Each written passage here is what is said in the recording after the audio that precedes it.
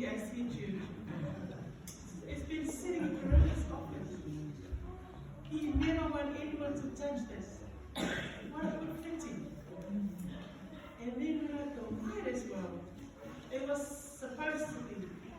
It was meant to be for you. His gift for you.